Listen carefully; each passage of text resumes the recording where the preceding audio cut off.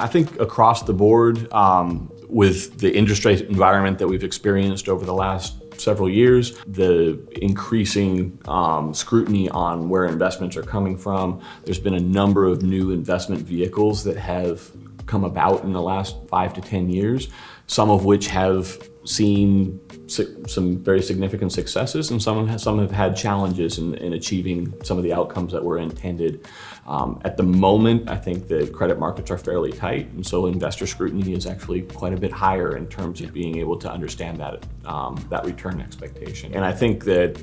when you look at that, not only from an investor perspective, but you bring in the operator perspective, it's just really critical in these environments where capital is tight, where it's difficult to find incremental financing. And if you're looking to bring in new sources of capital, the robustness of the business plan that you're operating with, the performance improvement efforts that you can undertake to be able to be operating as efficiently as possible, all strengthen your ability to generate the potential for a return on an investment. And so we're engaging with a number of clients, talking very much about how their supply chains become more efficient, how they can improve their operations and genuinely be in a spot where they're healthy and more resilient to the market that they're operating in today.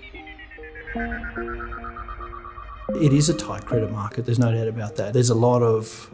scrutiny that's being placed on the banks in relation to where they're placing their money, because they also need to make sure that their capital is being deployed into industries or into particular enterprises where they are sustainable, managing natural capital well,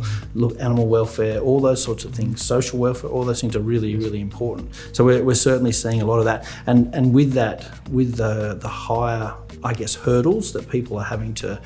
jump, that is opening the door for other forms of capital to come into the industry. What we're seeing is from an operator point of view, lots of great businesses out there, lots of great opportunities, but not necessarily well positioned or